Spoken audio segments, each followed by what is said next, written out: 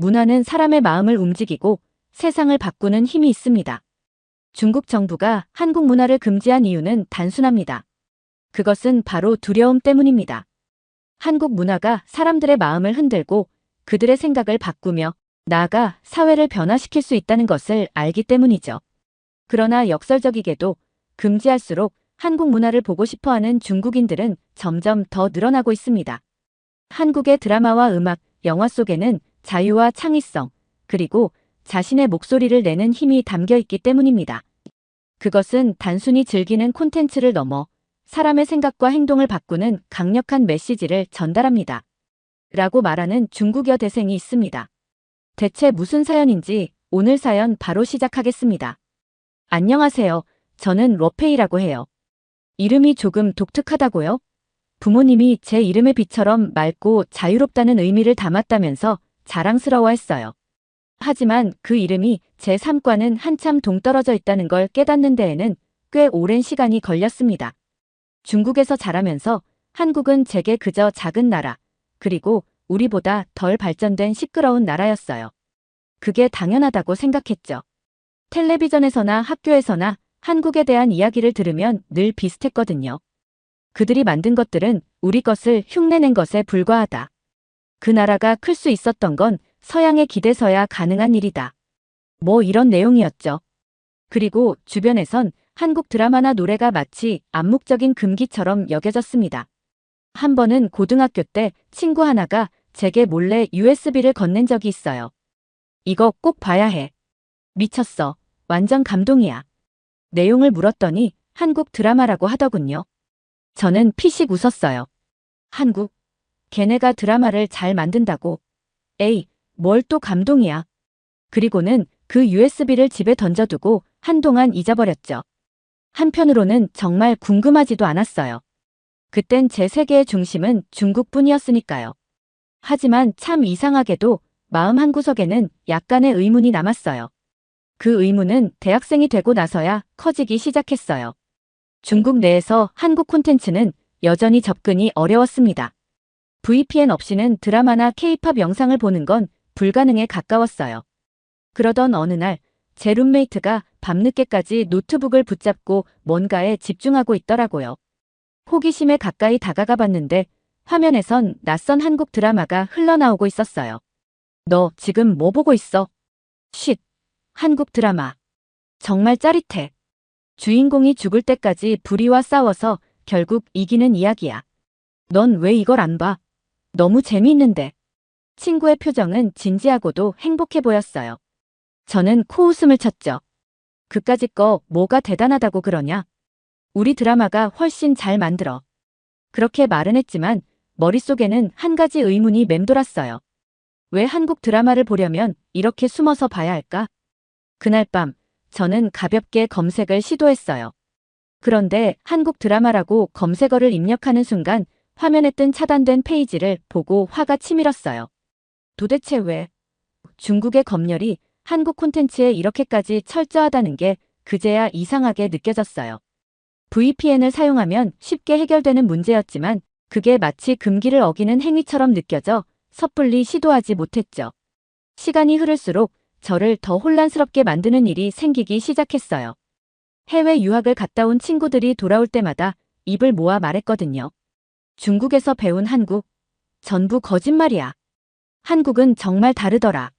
한 친구는 저에게 충격적인 이야기를 했어요. 한국은 우리가 상상도 못할 정도로 자유로운 곳이야. 사람들이 자기 목소리를 내고 창의력이 넘쳐. 그 나라에 가보면 왜 우리는 이런 걸 못할까?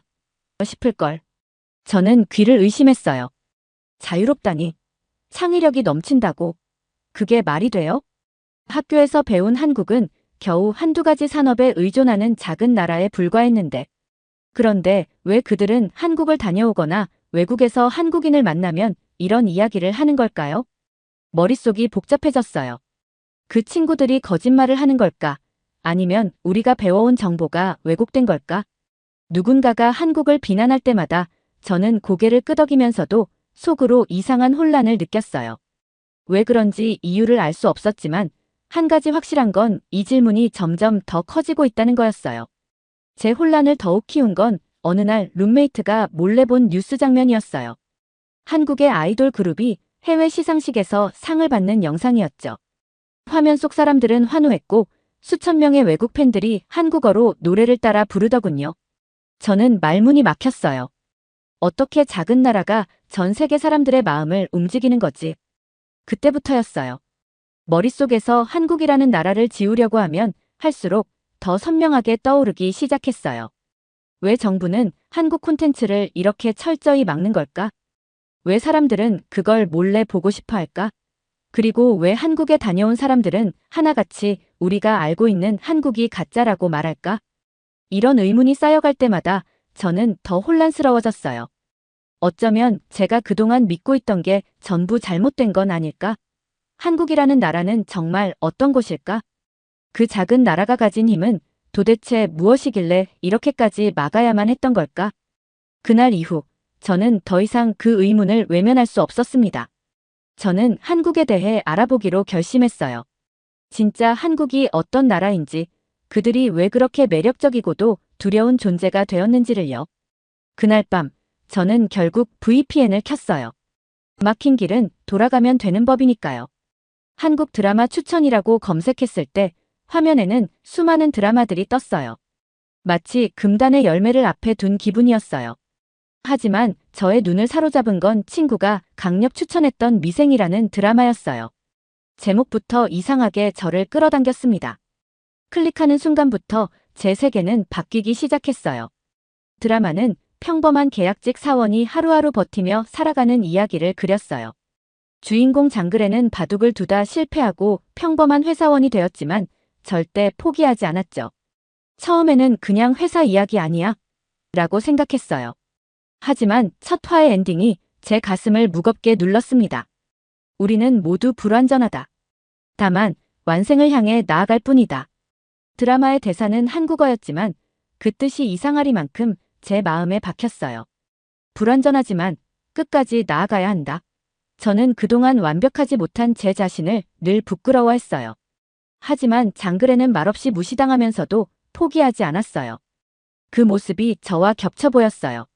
누군가에게 저는 있는 듯 없는 듯한 존재였거든요. 그 후에도 한국 드라마를 몰래 보기 시작했어요. 다음에 본 건 태양의 후예였어요. 이름만 들어도 유명하다고 해서 클릭했죠. 화면 속 주인공 유시진 대위가 위험한 현장에서 사람들을 구하며 한 말이 저를 또 한 번 멈춰 세웠어요.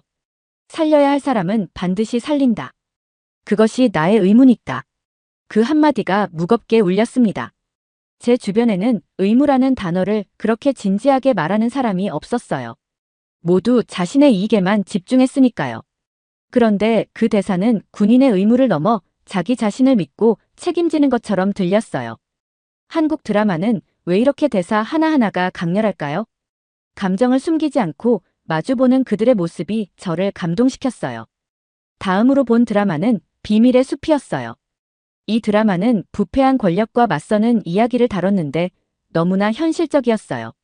주인공 황시목 검사가 조용하지만 단단한 목소리로 이렇게 말했죠. 세상이 불합리하다고 느낄 때 가만히 있는 것도 죄야. 그 순간 제 심장이 두근거렸어요. 저도 세상이 불합리하다고 생각했지만 단 한 번도 목소리를 낸 적이 없었거든요. 그게 죄라고까지 생각해 본 적은 없었어요. 하지만 그 대사가 제 마음속 깊은 곳을 찔렀어요. 한국 드라마를 본 이후로 제 안의 세계가 조금씩 흔들리기 시작했어요. 처음엔 재미있어서 보기 시작한 거라 생각했지만 그건 표면적인 이유였어요. 그들이 말하는 대사 하나하나가 마치 제 삶을 비추는 거울 같았거든요. 동시에 이런 생각도 들었어요. 그래, 드라마는 드라마일 뿐이야. 현실의 한국은 이럴 리 없어. 그런데 이 의심을 뚫고 들어온 건 다시금 한국 드라마 속 인물들이던가요? 아니요. 이번엔 K-팝이었어요. 어느 날 친구가 제게 이어폰을 껴보라고 했어요. 너 BTS 몰라? 이 노래 꼭 들어봐. BTS라니. 한국 아이돌이라면 그저 예쁘고 멋진 얼굴로 춤추고 노래하는 사람들이라고만 생각했어요. 이어폰을 낀 순간 제 예상은 산산조각 났어요. 단순한 가사였지만 그 안에 담긴 힘은 대단했어요. 나 자신을 사랑해라. 이런 말을 한국 아이돌이 한다고. 저는 놀랐어요. 중국에서는 자기 자신을 사랑하라는 메시지를 들을 기회가 거의 없었거든요. 주어진 길을 따라가고 가족과 국가를 위해서 희생하는 게 당연하다고 배웠으니까요. 하지만 이 아이돌들은 당당하게 말하고 있었어요. 그날부터 저는 한국 음악을 찾아 듣기 시작했어요. K-팝은 마치 다른 세상의 음악 같았어요. 화려한 무대와 절도 있는 안무, 강렬한 음악 속에 담긴 메시지는 생각보다 깊었어요. 어느 날, 저는 BTS가 UN에서 연설하는 영상을 보게 되었어요. 그 영상에서 멤버 RM이 말했죠. 자신을 사랑하고 자신의 목소리를 내라고요. 저는 가만히 화면을 바라보다가 눈물이 흘렀어요. 더 이상 멈출 수 없었습니다. 저는 한국을 파헤치기로 했어요.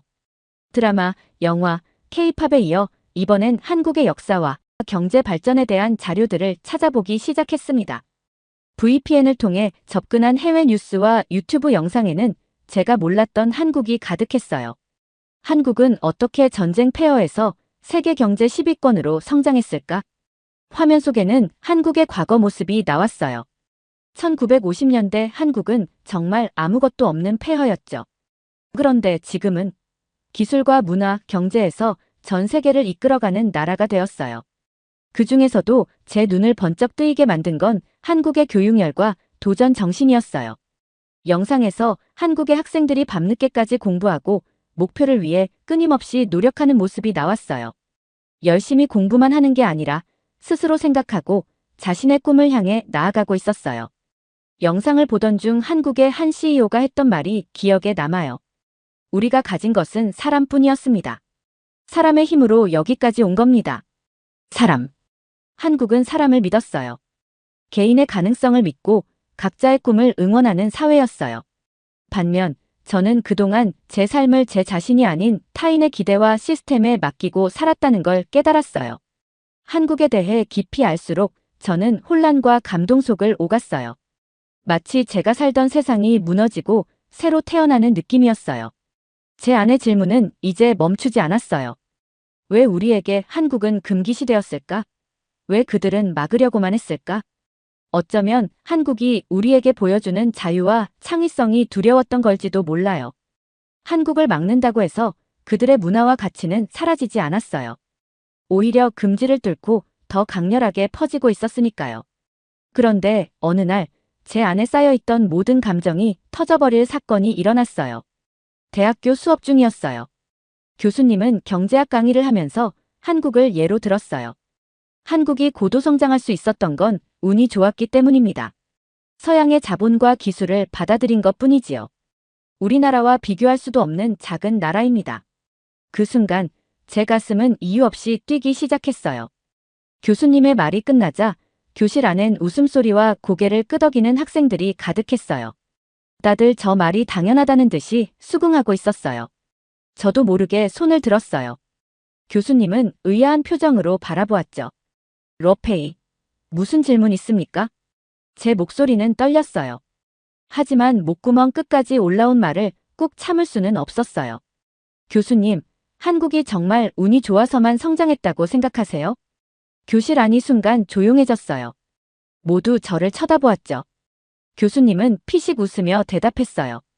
그럼 다른 이유라도 있나요?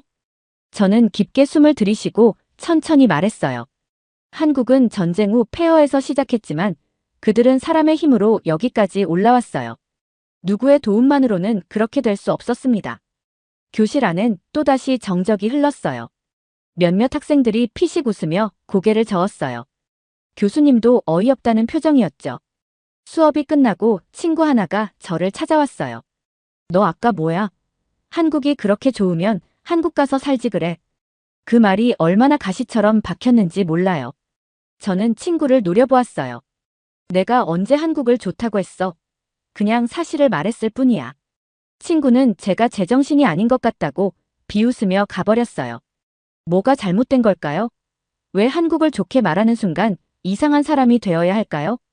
한국 콘텐츠에 대한 갈증은 막을수록 더 커졌어요. 마치 마른 땅이 비를 기다리듯이 말이에요. 저는 몰래 드라마와 케이팝을 찾아보며 하루하루를 보냈어요. 하지만 저만 그런 게 아니었어요. 제 주변에도 한국 콘텐츠를 보며 위로받는 친구들이 하나둘씩 늘어나고 있었죠. 러페이, 너도 그거 봤어? 우리는 그거라고만 말해도 알아들었어요. 모두가 VPN으로 한국 드라마나 음악을 접하면서도 밖에서는 입을 다물었어요. 감시당하고 있다는 걸 알기 때문이었죠. 컴퓨터에 VPN 프로그램을 설치하는 것만으로도 위험하다는 이야기가 돌았어요. 어느 날 학교 게시판에 글이 하나 올라왔어요. 불법 외국 콘텐츠 시청 금지. 위반 시 처벌 대상이 될 수 있습니다. 아무도 대놓고 말하지 않았지만 모두가 그 게시물을 보며 불안해했어요. 한국 드라마를 본다는 것 자체가 하나의 금기였으니까요. 하지만 그 불안함 속에서도 우리들만의 작은 저항은 계속됐어요. 어제 더 글로리 봤어? 미쳤어, 진짜. 친구의 귓속말에 저는 웃음을 참을 수 없었어요. 재미있는 건 아무리 검열을 강화해도 한국 콘텐츠를 보는 사람은 줄어들지 않았다는 거예요. VPN을 쓰면 정부의 눈을 피할 수 있었으니까요. 오히려 막으면 막을수록 사람들은 더 열광했어요. 마치 그걸 통해 금지된 자유를 찾는 것 같았어요. 한 친구가 이런 말을 했어요. 문화는 막을 수 없어. 이렇게 막으면 더 보고 싶어지거든. 정말 그랬어요. 한국 콘텐츠는 우리에게 없는 것, 그리고 우리가 원하는 것을 담고 있었습니다. 자유롭게 감정을 표현하는 모습, 부당함에 맞서 싸우는 주인공들, 그리고 사랑과 꿈을 당당하게 말하는 사람들. 그것들은 우리에게 절실히 필요했던 것들이었죠. 이런 열풍을 보는 정부는 더욱 강하게 통제하려 했어요. 인터넷 검열은 더 강화되었고 한국 관련 단어를 검색하면 대부분 차단됐어요. 한국 뉴스도 볼 수 없게 되자 우리는 대체 왜 이런 일이 벌어지는지 더 궁금해졌어요. 도대체 왜 한국 콘텐츠를 막으려고 하는 걸까? 그 답은 너무나도 명확했어요. 한국 문화에는 자유와 개인의 목소리가 담겨 있었기 때문이었어요. 왜 정부가 그토록 한국을 막으려 했는지 이해하게 되었어요. 하지만 이제 그 문화를 수용하는 것만으로는 만족할 수 없었습니다. 저 역시 변화하고 싶었으니까요. 한국의 드라마 속 주인공들처럼 제 인생을 제 손으로 개척하고 싶었어요. 제 목소리를 내고 제 꿈을 이루기 위해 노력하고 싶었어요. 그렇게 고민하던 어느 날, 제 인생의 방향을 바꿀 결정적인 기회가 찾아왔어요. 대학에서 해외 교환학생 프로그램에 대한 공지가 뜬 거예요. 목적지 중 하나는 바로 한국이었어요. 한국에 간다. 그 한 문장을 보는 순간 제 심장은 터질 것처럼 뛰었어요.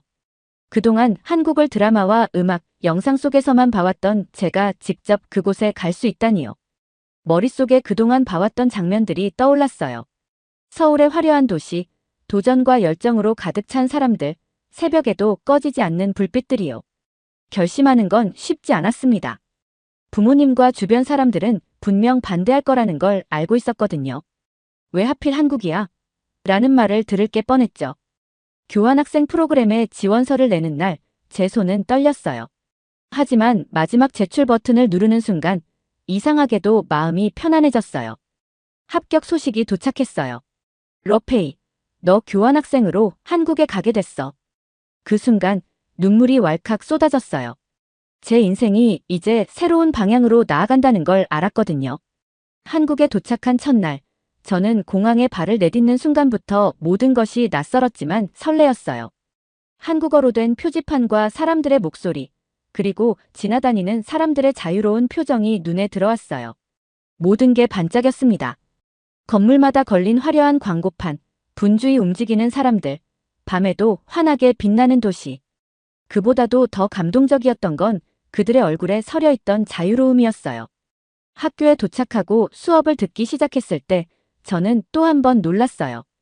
한국의 학생들은 자신의 의견을 거리낌 없이 말했습니다. 토론 시간에 교수님이 질문을 던지면 모든 학생이 자기 생각을 이야기하더라고요. 처음엔 낯설었어요. 이렇게 자기 생각을 말해도 되는 건가 싶었거든요. 그런데 그 모습이 너무 부러웠어요. 저도 용기를 내보기로 했어요. 어느 날 토론 시간에 손을 들고 제 의견을 말했습니다. 제 목소리는 떨렸지만 교수님은 미소를 지으며 이렇게 이야기하셨어요. 러페이, 좋은 생각이에요. 그 순간 제 마음속에 작은 불씨가 피어오르는 것 같았어요. 제가 가진 생각이 처음으로 존중받는다는 느낌이 들었거든요. 늘 타인의 기대와 체면 속에 갇혀 살던 제가 이렇게 제 목소리를 내고 그것을 인정받는 순간이 오다니요. 마치 가슴속에 묶여있던 무거운 돌덩이가 조금씩 녹아내리는 것 같았어요. 내 의견도 가치가 있을 수 있구나. 그 깨달음은 저를 새로운 세계로 이끄는 첫걸음이 되었습니다. 한국에서의 생활은 평소와 달랐지만 대학 식당의 셀프바가 저를 이렇게까지 충격에 빠뜨릴 줄은 몰랐어요. 겉으로 보면 그저 평범한 식당일 뿐이었어요. 그곳에서 저는 제 사고방식의 한계를 마주하게 되었어요. 점심시간, 한국인 룸메이트 지혜와 함께 학교 식당을 찾았어요. 계산대 옆에 셀프바가 마련되어 있었는데 밥, 국, 반찬이 깔끔하게 정리돼 있었어요. 여기서 필요한 만큼 가져가면 돼. 지혜는 자연스럽게 접시를 들고 작은 밥 한 덩이를 담더니 반찬도 조심스럽게 골랐어요. 이거 마음대로 가져가도 돼. 제 목소리는 놀라움으로 떨렸어요. 중국에서도 뷔페 같은 곳은 있지만 마음껏 가져가라는 시스템은 늘 혼란으로 이어지곤 했어요. 사람들은 음식을 최대한 쟁여가곤 했죠. 다른 사람보다 더 가져가야 한다는 마음 때문일까요? 꼭 먹지 않을 거라도 접시에 가득 쌓아두곤 했어요. 그런데 한국 학생들의 모습은 제 예상을 완전히 빗나갔어요. 모두 필요한 만큼만 음식을 가져가더라고요. 어떤 학생은 밥을 아주 조금만 담았고 누군가는 반찬 한두 가지를 조심스레 접시에 옮겨 담았어요. 심지어 남긴 흔적이 하나도 없었어요. 그 장면이 너무 낯설었어요. 이게 뭐지? 정말 저렇게 조금 가져가도 괜찮은 건가? 제 차례가 되자 저는 반사적으로 밥을 가득 퍼담았어요. 반찬도 접시가 넘칠 만큼 쌓아 올렸죠. 머릿속엔 이런 생각이 들었어요. 혹시 나중에 부족하면 어떡하지? 다른 사람들이 다 가져가 버리면 안 되잖아. 하지만 자리에 앉아보니 이상한 기분이 들었어요. 접시 위에 쌓인 반찬들은 손도 대지 않았는데도 금방 식었고 지혜가 제 쪽을 보며 웃음을 참는 게 보였어요. 왜 그렇게 많이 가져왔어? 그냥 혹시 부족할까봐. 그때 옆 테이블에 한국 학생들이 밥을 다 먹은 뒤 식판을 반납하며 했던 말을 들었어요. 남길 거면 애초에 가져오지 말지. 아깝잖아. 그 말을 듣는 순간 심장이 철렁 내려앉았어요. 제 접시 위에 남아있는 음식들이 무겁게 느껴졌어요. 중국에서 저는 늘 많이 가져가는 것이 당연하다고 배웠습니다.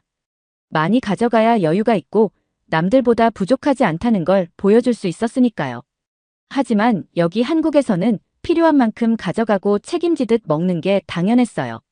남기면 그게 부끄러운 일이라는 걸 모두 알고 있었죠.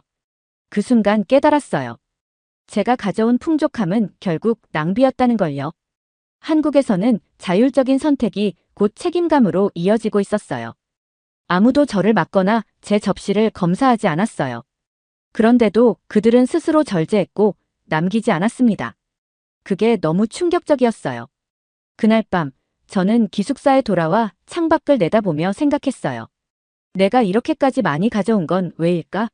남들보다 부족하지 않아야 한다는 강박 때문이었을까?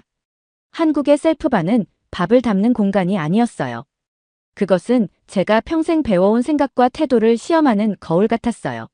제가 가진 사고방식이 틀릴 수 있다는 걸, 그리고 더 나은 선택이 존재한다는 걸 처음으로 깨달은 순간이었어요. 작은 선택이 문화를 만들고 그 문화가 세상을 바꾼다. 한국에서는 아무도 제게 잔소리하지 않았지만 그들의 행동은 제게 큰 가르침을 주었어요.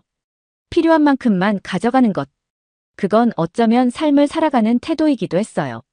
과시가 아닌 절제, 부족함이 아닌 충족을 아는 것.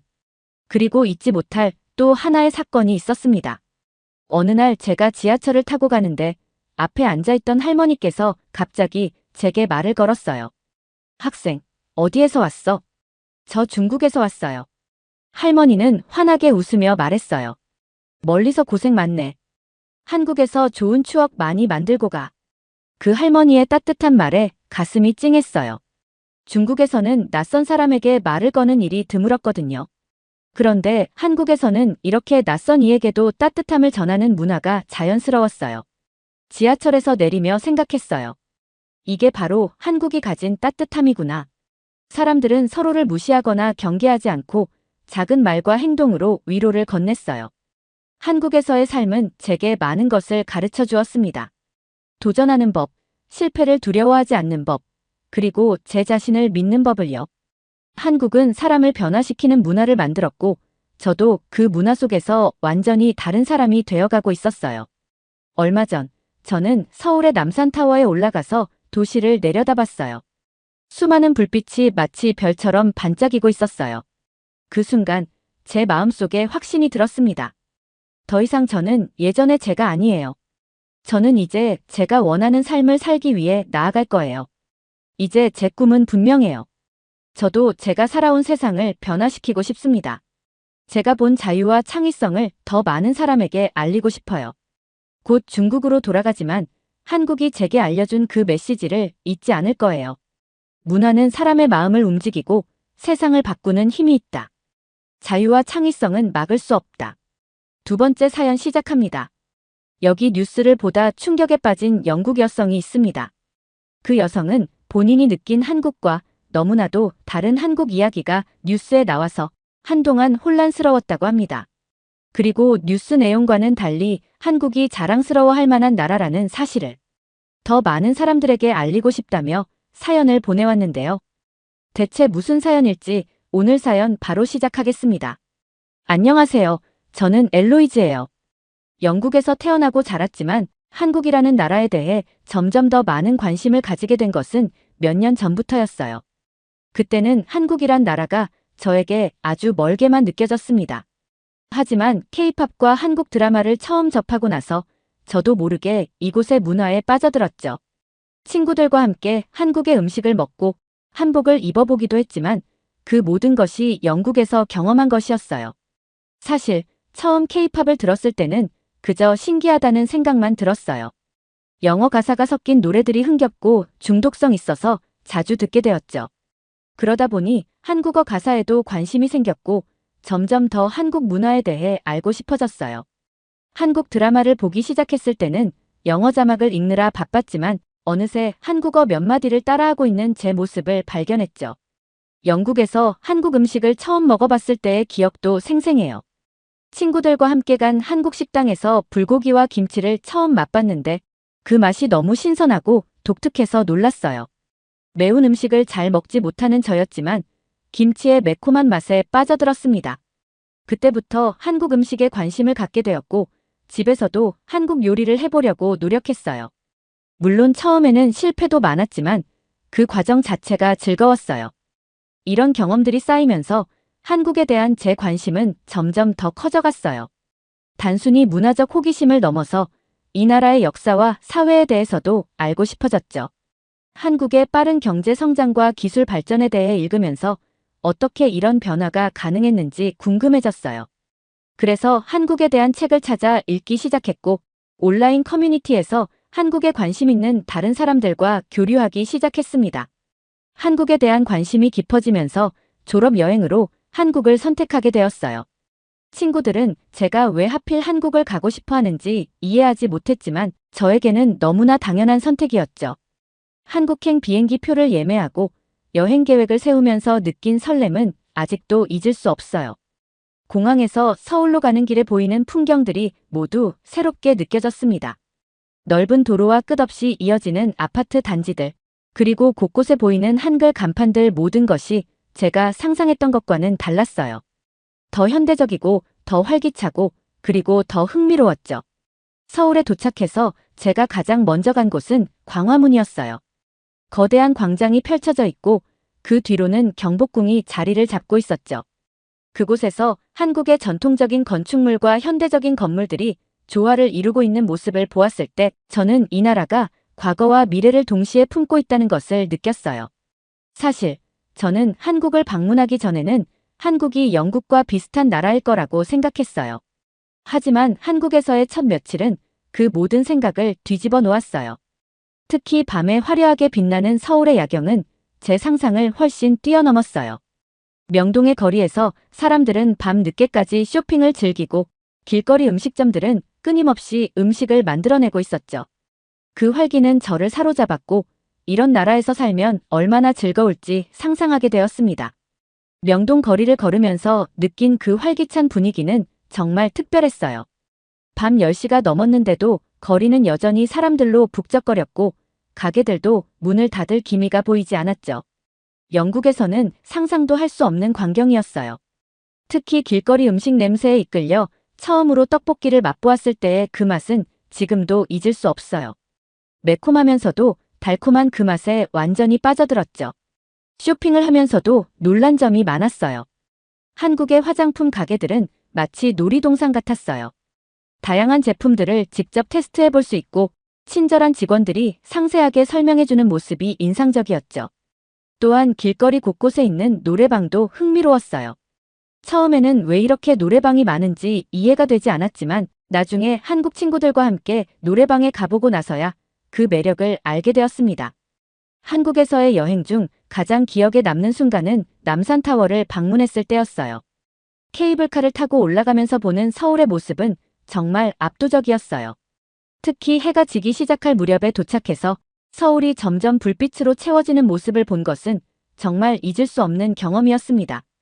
영국으로 돌아온 이후에도 한국의 거리, 사람들, 그리고 그 독특한 분위기가 잊히지 않았어요. 저는 매일 밤 한국에서의 추억을 되새기며 잠들곤 했습니다. 서울의 밤거리를 걸었던 기억, 처음 먹어본 한국 음식의 맛, 그리고 만났던 친절한 사람들, 이 모든 것들이 제 마음속에 깊이 박혀 있었죠. 특히 한강공원에서 보냈던 평화로운 시간들이 자주 생각났어요. 그래서 저는 한국어 공부를 시작했어요. 처음에는 인터넷 강의와 앱을 통해 기초부터 배우기 시작했죠. 한글을 익히는 것부터가 새로운 도전이었어요. 하지만 한글의 과학적이고 체계적인 구조에 매료되어 오히려 더 열심히 공부하게 되었죠. 매일 조금씩이라도 한국어를 공부하는 것이 제 일과가 되었어요. 동시에 한국 문화에 대해서도 더 깊이 알아가기 시작했어요. 한국 역사책을 읽고 다큐멘터리를 보며 한국의 과거와 현재를 이해하려 노력했죠. 특히 한국의 현대사에 대해 알게 되면서 이 나라가 어떻게 이렇게 빠르게 발전할 수 있었는지 이해하게 되었어요. 한국 사람들의 근면 성실함과 끈기, 그리고 발전에 대한 열망이 이 모든 것을 가능하게 했다는 걸 깨달았죠. 결국 저는 한국으로 어학연수를 가기로 결심했습니다. 부모님은 처음에 제 결정을 이해하지 못하셨어요. 왜 하필 한국이니? 라고 자주 물으셨죠. 하지만 제가 한국에 대해 열정적으로 이야기하는 모습을 보시고는 점차 지지해 주시기 시작했어요. 특히 제가 한국어 공부를 시작하고 나서 한국 문화에 대해 더 깊이 이해하게 된 것을 보시고는 응원해 주셨죠. 내가 행복하다면 우리도 행복해라고 말씀해 주신 부모님의 말씀이 큰 힘이 되었어요. 친구들의 반응도 다양했어요. 몇몇은 제가 왜 그렇게 먼 나라에 가고 싶어 하는지 이해하지 못했지만 또 다른 친구들은 제 용기를 칭찬해 주었죠. 넌 정말 대단해. 그렇게 새로운 도전을 하다니라고 말해준 친구의 말에 큰 용기를 얻었어요. 그리고 제 결정을 지지해주는 친구들 덕분에 더욱 자신감을 가질 수 있었죠. 인천공항에 내렸을 때 몇 개월 전과는 또 다른 기분이 들었어요.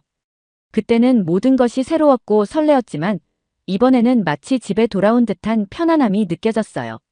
서울의 바쁜 거리와 반짝이는 불빛들이 더 이상 낯설지 않았고 오히려 익숙하게 느껴졌어요.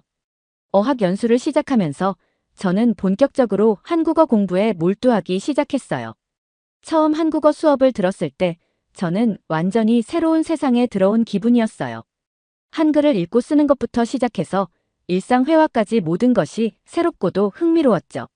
물론 쉽지 않았어요. 선생님께서 하시는 말을 처음엔 거의 이해할 수 없었고 발음도 너무 어려웠어요. 하지만 그럴수록 더 열심히 해야겠다는 마음이 들었어요. 한국어를 배우는 건 마치 퍼즐을 맞추는 것처럼 어렵지만 재미있었어요. 특히 한국어의 존댓말 체계를 배우는 것이 흥미로웠어요. 영어에는 없는 개념이라 처음에는 굉장히 혼란스러웠지만 이를 통해 한국 문화의 예의와 존중에 대해 더 깊이 이해할 수 있었죠. 또한 한국어의 의성어와 의태어의 풍부함에 놀랐어요. 보글보글, 아장아장 같은 표현들이 얼마나 생동감 있게 상황을 묘사하는지 배우면서 한국어의 아름다움에 더욱 빠지게 되었어요. 어학 연수를 하며 가장 좋았던 점은 한국어를 배우면서 한국 문화를 더욱 깊이 체험할 수 있었다는 거예요. 언어는 그 나라의 문화를 이해하는 가장 중요한 창구잖아요. 한국어를 배우면서 한국인 친구들도 많이 사귀게 되었어요. 그들은 저에게 한국의 전통 문화와 현대적인 생활 방식을 하나하나 가르쳐 줬어요. 한국인 친구들과 함께하는 시간이 많아질수록 그들의 사고방식과 삶의 철학을 이해하게 되었죠. 그들은 저에게 한국의 역사와 전통에 대해 자부심을 가지고 있었고, 그들의 이야기를 들으며 저도 한국에 대해 더 알고 싶어졌어요. 한국어를 배우는 것만으로는 부족하다는 생각이 들었어요. 이곳의 역사, 문화, 그리고 현대적인 발전까지 더 깊이 파고들고 싶었죠. 한 번은 친구들과 함께 전통시장을 방문했는데 그곳에서 경험한 활기찬 분위기와 다양한 냄새, 소리들이 저를 완전히 매료시켰어요. 시장 상인들과 직접 대화를 나누며 물건을 사는 경험은 교실에서 배운 한국어를 실제로 사용해 볼 수 있는 좋은 기회였죠. 또 다른 날에는 친구들과 함께 한옥마을을 방문했어요. 전통 가옥들 사이를 거닐며 한국의 과거와 현재가 어떻게 공존하고 있는지를 직접 눈으로 볼 수 있었죠. 한복을 입고 한옥마을을 거닐며 찍은 사진들은 지금도 제 가장 소중한 추억 중 하나예요. 시간이 지날수록 한국어 실력도 조금씩 늘어갔고 저는 제 자신이 한국에서 더욱 자연스러워진 것을 느꼈어요. 처음에는 단순한 문장도 어려웠지만 이제는 친구들과 한국어로 농담을 주고받을 정도로 익숙해졌어요. 어학 연수를 마치고 난 후 저는 한국에서 더 오래 머물고 싶다는 확신이 들었어요. 이제 단순히 한국을 경험하는 것이 아니라 이곳에서 진짜로 살아가고 싶었죠. 그래서 저는 한국에서 취업을 결심하게 되었어요. 사실 외국인으로서 한국에서 일자리를 구하는 것이 쉽지는 않을 거라는 걸 알고 있었어요. 하지만 저는 한국에서 느낀 그 감동을 계속 이어가고 싶었어요. 이곳에서 커리어를 쌓고 더 깊이 한국 사회에 뿌리내리고 싶었죠. 어학 연수 기간 동안 한국에서의 생활에 익숙해졌고 한국어 실력도 어느 정도 자신이 붙었어요. 한국어로 간단한 대화는 무리 없이 할 수 있었고 회사에 지원할 준비도 되어 있었죠. 그래서 저는 여러 회사에 이력서를 보내기 시작했어요. IT와 기술에 관심이 많았던 저는 특히 이 분야에서 일하고 싶었어요. 한국은 세계에서 기술적으로 앞서가는 나라였고 그 속에서 일하는 것은 제게 큰 기회라고 생각했어요. 처음 몇 번의 인터뷰는 쉽지 않았어요. 외국인이라는 점에서 제게 기대하는 것이 다르기도 했고 언어 장벽이 있는 상황에서 면접을 본다는 건 생각보다 어려웠어요. 하지만 한국에 대한 애정과 이곳에서의 삶을 계속 이어가고 싶다는 마음이 저를 지탱해줬어요. 면접이 끝날 때마다 이번에는 조금 더 잘해야지라는 다짐을 하며 더 열심히 준비했어요. 마침내 제가 원하는 회사에서 연락이 왔어요. 그 회사는 제가 지원했던 IT 회사로 기술 개발과 혁신을 중점적으로 다루는 곳이었죠. 처음 면접에서부터 회사 분위기가 저와 잘 맞는다는 느낌을 받았고 그들이 저의 외국인이라는 점을 장점으로 봐줬어요. 영어를 잘하는 점과 글로벌 감각을 가진 사람이 팀에 필요하다는 말을 들었을 때 저는 이곳에서 제 역량을 발휘할 수 있을 거라는 확신이 들었어요. 첫 출근 날 사무실에 들어섰을 때 저는 설레기도 하고 긴장되기도 했어요. 그동안 한국어를 열심히 공부하긴 했지만 직장에서 사용하는 전문 용어나 업무 관련 대화는 아직 익숙하지 않았거든요. 하지만 동료들은 저에게 친절했고 차근차근 업무에 적응할 수 있도록 도와줬어요. 회사의 기술력과 효율적인 업무 시스템에 감탄하면서도 그 속에서 제가 맡을 역할에 대한 기대감이 커졌어요. 팀장님께서 저를 회사 구석구석 안내해 주셨어요. 현대적인 사무실 공간과 최첨단 장비들을 보며 정말 감탄했죠. 특히 직원들을 위한 휴게 공간이 잘 마련되어 있는 것을 보고 한국 기업의 복지 수준에 놀랐어요. 점심시간에는 팀원들과 함께 회사 근처 식당에 갔는데 그들이 저를 위해 영어로 메뉴를 설명해주는 모습에 정말 감동받았어요. 저는 글로벌 마케팅 팀에서 한국의 기술을 해외에 알리는 일을 맡게 되었어요. 한국이 자랑하는 IT 기술을 세계 시장에 소개하는 일이었죠.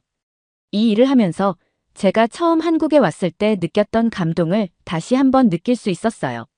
한국은 세계적으로도 경쟁력 있는 기술력을 가지고 있고 그 우수성을 널리 알리는 일에 제가 참여할 수 있다는 게 정말 자랑스러웠어요.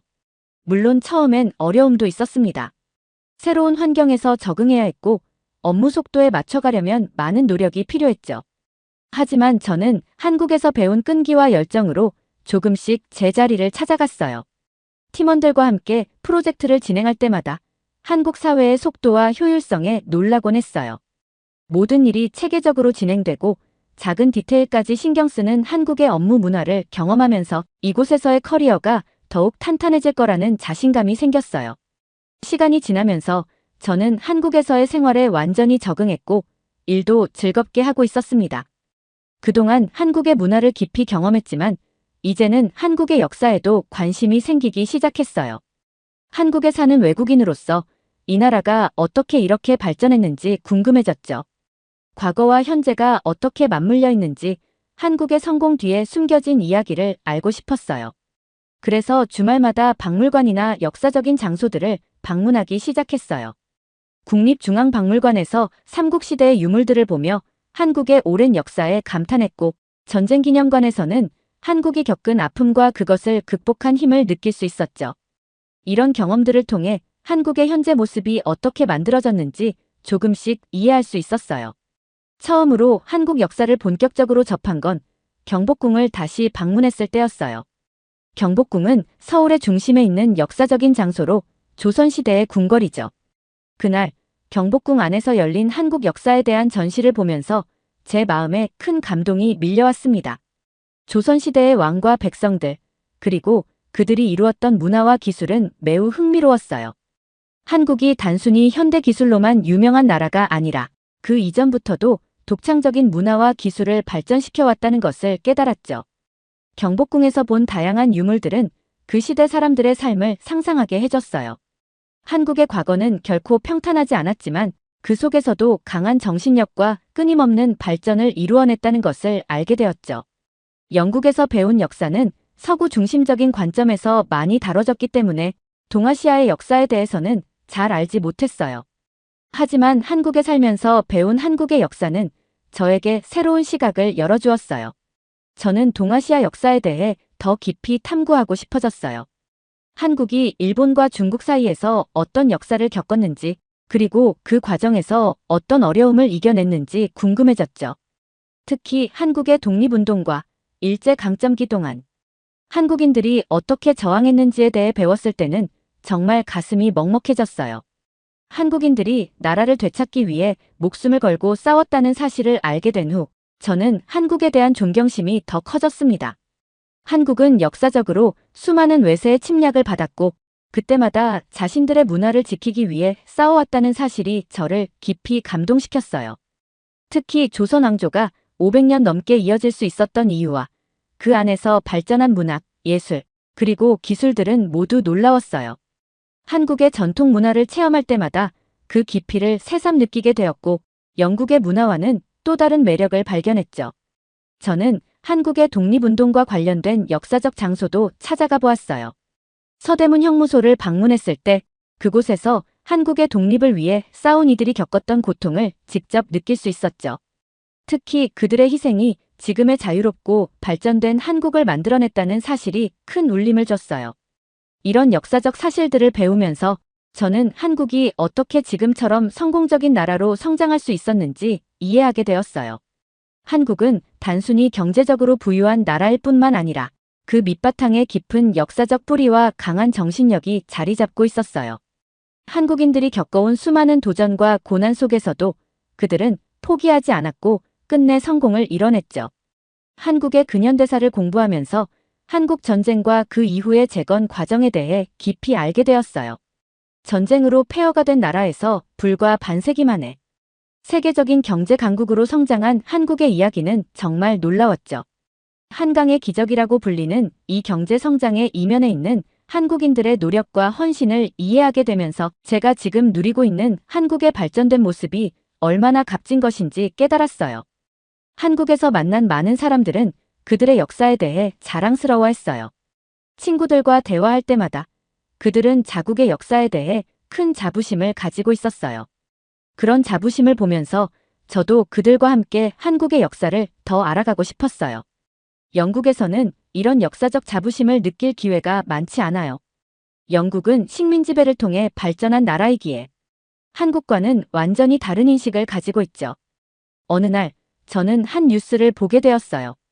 평소처럼 한국의 정치와 사회 뉴스를 확인하던 중 동북아 역사재단 이사장이 한국 국민의 의식 수준이 1940년대 영국 국민보다 수준이 낮다는 발언을 했다는 기사를 본 순간 저는 큰 충격을 받았습니다.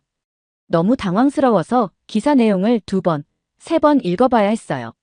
한국의 역사를 배우고 한국인들의 성취를 존경하는 제가 들은 이 말은 저를 혼란에 빠뜨렸습니다. 왜 이런 말을 했을까? 라는 생각이 머리를 떠나지 않았어요. 한국은 제가 사랑하는 나라이고 제가 느낀 바로는 한국은 정말 대단한 발전을 이뤄낸 곳이었는데 중요한 직책을 맡은 사람이 어떻게 이렇게 부정적인 평가를 할 수 있을지 이해가 가지 않았습니다. 특히 제가 영국에서 자라온 사람으로서 이 발언은 저에게 더 큰 충격으로 다가왔어요. 1940년대 영국은 전쟁 중이었고 국민들은 생존을 위해 힘겹게 싸우고 있었어요. 그런 시기와 지금의 한국을 비교하는 것이 적절한지 의문이 들었죠. 처음에는 그저 화가 났어요. 이 정도로 성공한 나라가 왜 스스로를 이렇게 평가하지? 라는 생각이 들었죠. 한국은 제가 본 어느 나라보다 빠르게 발전했고 현대 기술과 전통 문화가 조화를 이루며 전 세계에서 주목받고 있는 나라예요. 그리고 한국인들은 그만한 자부심을 가질 충분한 이유가 있잖아요. 그런데 왜 이런 자책적인 발언이 나오는 걸까요? 제가 느낀 한국과는 너무 다른 평가를 들으니 마음이 복잡했어요.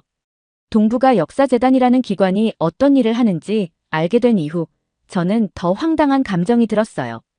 한국이 중국의 동북공정이나 일본의 역사 왜곡에 맞서 싸우는 중요한 기관인데 그 수장이 한국 국민들을 이렇게 낮게 평가한다는 것은 한국에서 살아가는 외국인으로서도 도저히 납득이 가지 않았거든요.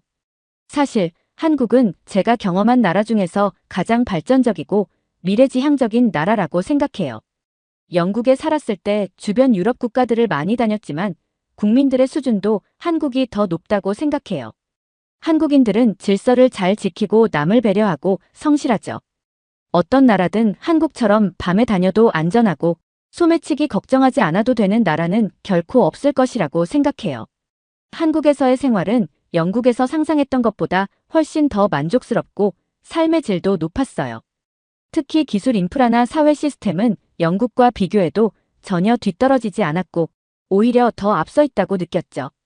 그런데 그 나라의 국민들을 우리 영국의 과거의 기준으로 평가하는 발언은 한국인들이 그들의 현재 성취를 제대로 인정받지 못하는 것처럼 느끼게 했어요. 저는 한국 친구들에게 이 기사를 이야기했어요. 친구들은 저와 같은 충격을 받았고 몇몇은 이 발언에 대해 화를 내기도 했습니다. 그들은 자국의 발전에 자부심을 가지고 있었고 그들의 나라가 어떻게 여기까지 왔는지에 대해 자랑스러워했어요. 저는 한국인들이 자신들의 성취를 더 자주, 더 크게 인정해야 한다고 생각했어요. 한국은 그들의 역사와 문화를 기반으로 빠르게 성장했고 전 세계적으로 영향력을 끼치는 나라가 되었어요. 그 모든 과정에서 한국인들의 노력이 얼마나 큰 역할을 했는지 알게 되었습니다. 동북아 역사재단 이사장의 발언은 저에게 혼란을 주었지만 그와 동시에 저는 더 강하게 느꼈습니다. 한국은 그들이 자랑스러워할 만한 나라예요. 그리고 그 사실을 더 많은 사람들이 깨닫고 스스로에 대해 자부심을 가졌으면 좋겠어요. 저는 한국을 사랑하고 이 나라가 얼마나 멋진 나라인지 알리고 싶어요. 그래서 이 글을 쓰게 되었습니다. 한국에서의 삶은 어느덧 제 일상이 되었어요. 처음 한국에 왔을 때는 단순히 새로운 문화를 경험하고 조금은 낯선 모험을 해보고 싶다는 마음이었지만 이제는 그 이상이 되었어요. 한국은 제가 사랑하는 2번째 고향이 되었고 이곳에서의 삶은 제 인생의 중요한 부분이 되었죠. 제게 한국은 그저 한 나라가 아니에요. 제가 꿈꾸고 목표한 것들을 이루게 해준 곳이에요. 한국에서 유학을 마치고 일자리를 얻고 한국 친구들과 함께 일상을 나누며 매일매일이 특별했어요. 처음 서울의 밤거리를 걸으며 느꼈던 그 두근거림은 이제 저의 일상으로 자리 잡았어요. 남산타워에서 내려다본 서울의 야경은 여전히 아름답지만 이제는 그 아래에서 제가 살아가고 있다는 사실이 저를 더 행복하게 해주고 있어요.